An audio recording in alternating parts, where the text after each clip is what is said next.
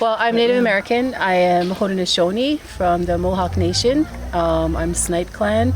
I'm the founder of the North American Indigenous Center of New York, and regardless of what organization I'm working with, it's always on the same path.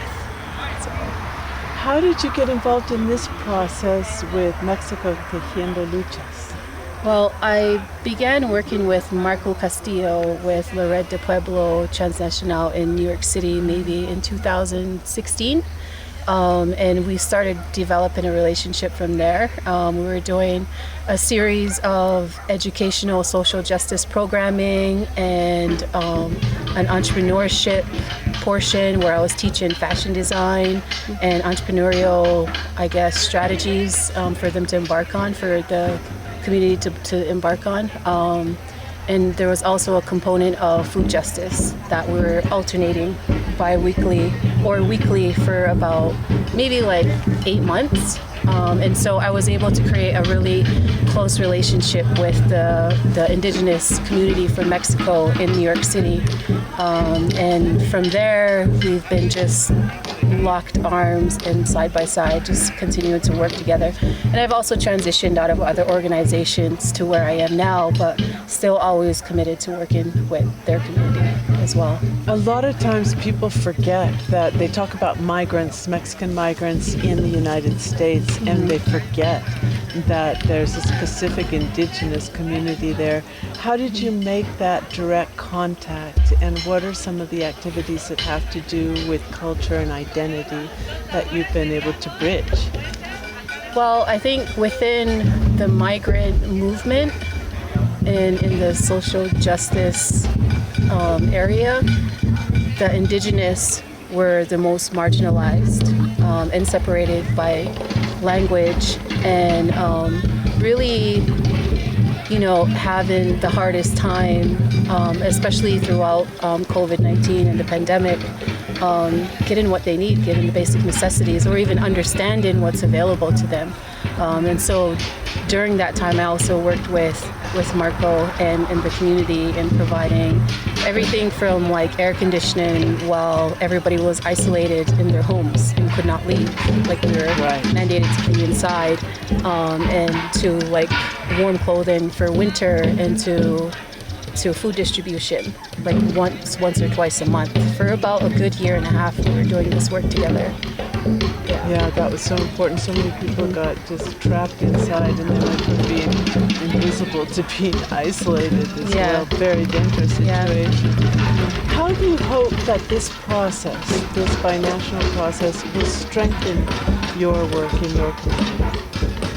Well, I feel like I want to acknowledge that I feel like our communities are strong, but once we get together and really develop better relations, and learn about each other's struggles and resistance, and learn about each other and figure out ways to move forward in a bigger way, a collective way, to support each other while we're embarking on solutions, and just really fighting for a better way of life moving forward.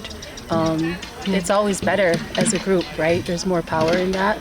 It really holds the powers that be accountable, and letting them know that there's a lot of eyes on you, and these are basic human rights, that go across borders. Yeah, it's a greater good sort of, value that needs to be, re-inhibited. You know the community in the Mexican indigenous community in New York quite well. What have you learned from being here in Mexico? Well, being here is, and listening to people's stories from here and what they go through, I learned that there's a lot of commonalities.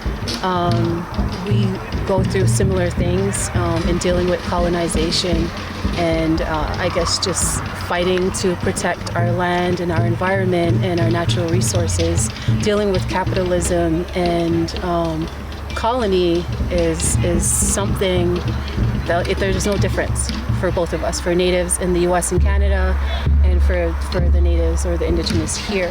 There's really no difference. It's just, different timelines.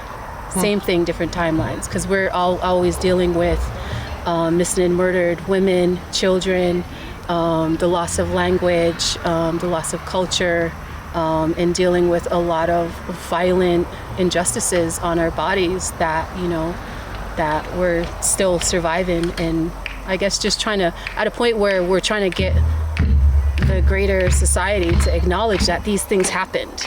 Like, it's all happened to us, and we're trying to get them to acknowledge it so we can repair and move forward. And where we are here, where the community is here, it seems to be they're still fighting all of these things and surviving them. They're just a little bit behind us and get into a place where it's beginning to stop. Yeah. Like, for us, it's still ongoing, but it's slowing down. There's more accountability in the U.S. Than there is here. And that should be something that crosses over for Mexico because, from what I'm hearing, the U.S. is an enabler for a lot of things that happens in Mexico. Yeah.